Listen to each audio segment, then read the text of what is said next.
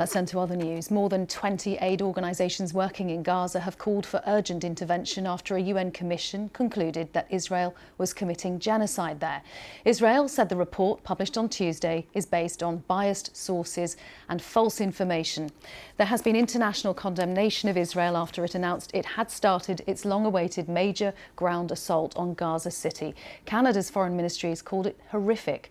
People attempting to leave have crammed their belongings onto overcrowded vehicles or set off on foot. Routes out of the bombarded city are clogged with traffic. The Israel Defense Forces say thousands of Hamas fighters are in Gaza City.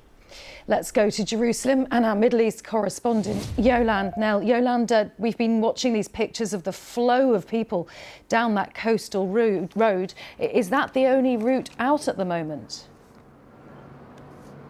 That has been the only route out, and that is the route by which tens of thousands of people have left in the past few days amid this intense bombardment of Gaza City.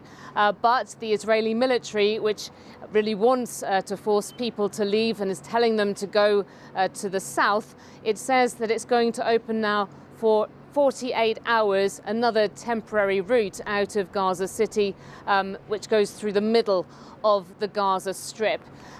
We've had people going on foot. We've seen that in the footage. People have said that they just cannot afford the transportation costs. People saying that can be as much as £500, £700. That's about $1,000 to get a ride to the south. And it takes hours also to go in the cars, the donkey carts, the vehicles that people are taking, just because that coastal road has been so clogged up. Of course, when people get to the south of Gaza, they're also finding there that resources are in short supply. There's very little space to pitch a tent. The hospitals there too are overwhelmed. Yet the situation in Gaza City itself remains very frightening. Israeli army radio says that the Israeli military has hit some 50 targets overnight, more than 140 in the past day, as it announced the beginning of its new ground assault. It was just over 24 hours ago, Yolande, that we heard that report from the UN Commission announcing it had concluded that Israel was committing genocide in Gaza. What has been the wider reaction in Israel itself? We know of the Israeli government completely rejecting it.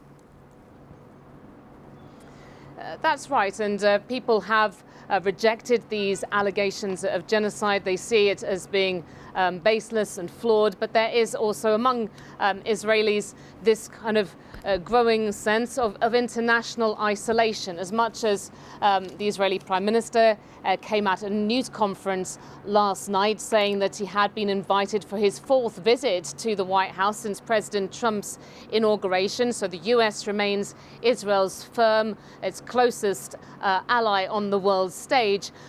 Still, at the news conference, Mr. Netanyahu was having to go back to comments he'd made a day earlier about Israel's increased economic isolation. He'd actually caused a lot of alarm on the markets here because he had talked about how the country would have to become more self-reliant. That really hit the stock exchange, drew criticism from some in high tech as well. But it is expected, as world leaders go to the UN General Assembly in the next week, that we are going to get, of course, more countries, including the UK, recognising a Palestinian state. That is seen as being a real sort of diplomatic blow by Israel. It is said that such actions are rewarding terrorism, but there are also other actions being threatened, such as arms embargoes and different kinds of sanctions. And Yolande, very briefly, there have been more calls by aid agencies calling for urgent intervention. What is the latest on aid going into Gaza? I mean, still, it's difficult to get aid into Gaza. And we've heard from the UN that the Zakim crossing, which has really been serving the north of the Gaza Strip, has been closed for several days. They're saying that many of their missions on the ground in Gaza City in particular are proving extremely difficult to get Israeli approval for.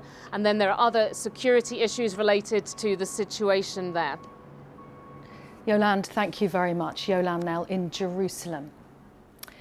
Just to give you a live shot there looking into Gaza. We heard a confirmation from Israel yesterday that military operation has begun into Gaza City.